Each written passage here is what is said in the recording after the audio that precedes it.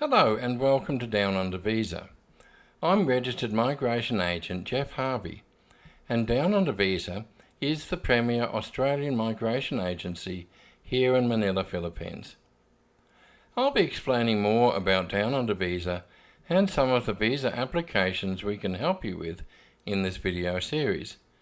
And what's more, this will be done in English and in Tagalog with the help of my daughter Remy.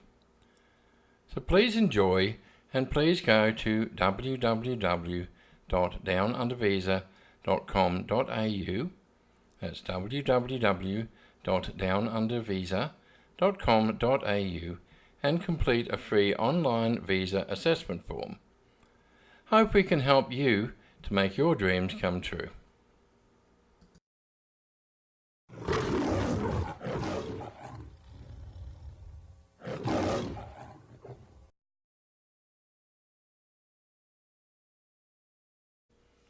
Onshore Partner Visa on a tourist visa. Is the Onshore Partner Visa on a tourist visa a good idea or a bad idea?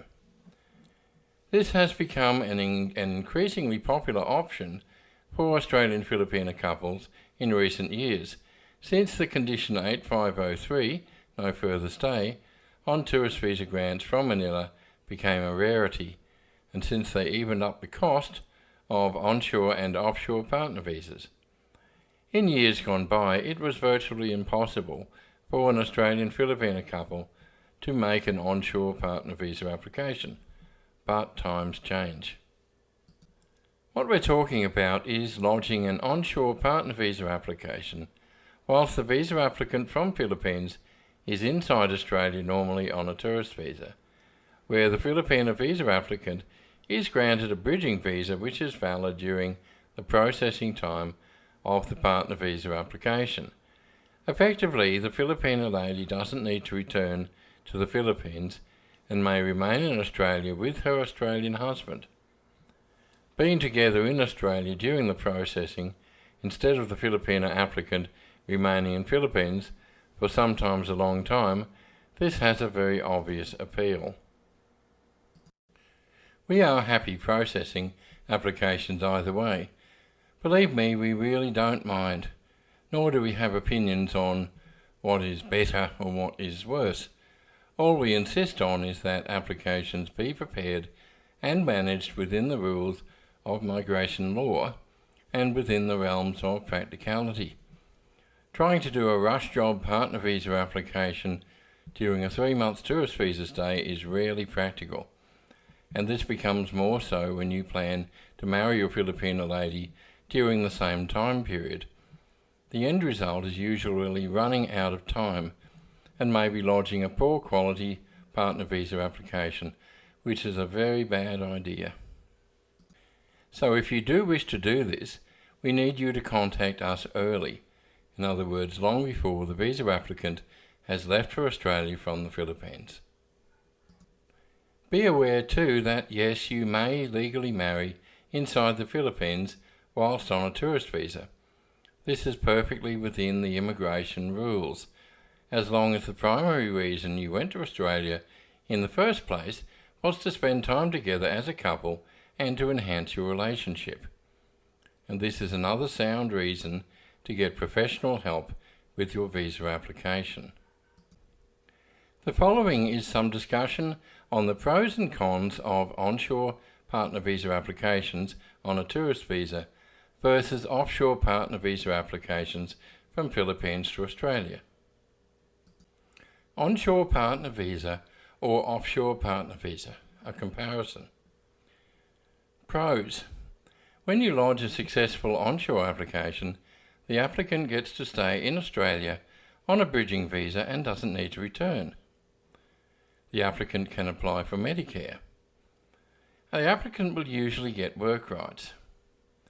You may marry in Australia on a tourist visa, and you may even apply for a tourist visa with a secondary intention of marrying in Australia.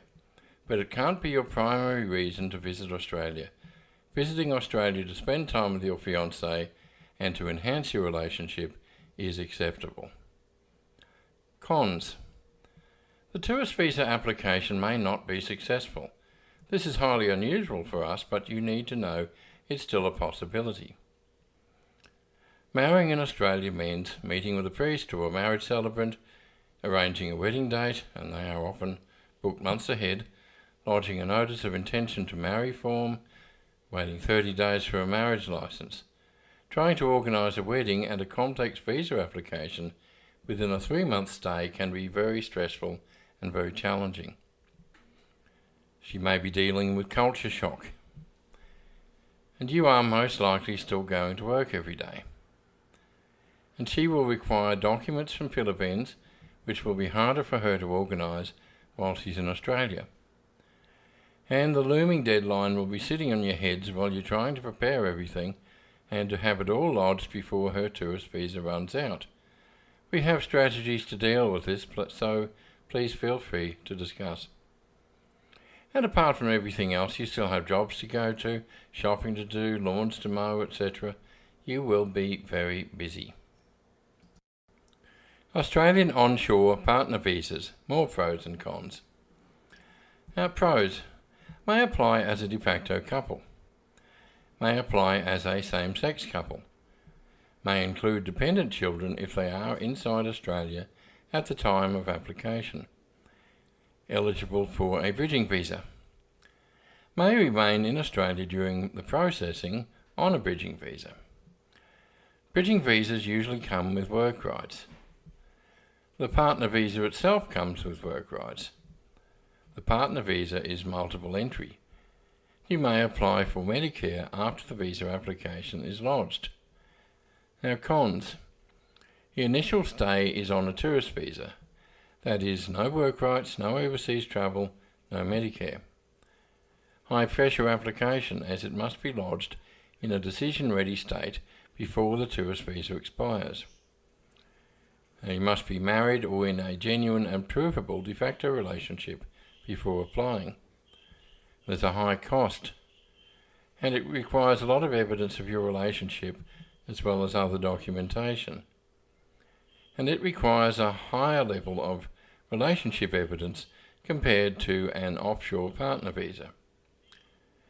And it will lead to a 5-year ban from reapplying if the visa is granted and the relationship ends. And basically it is of no value to uncommitted couples.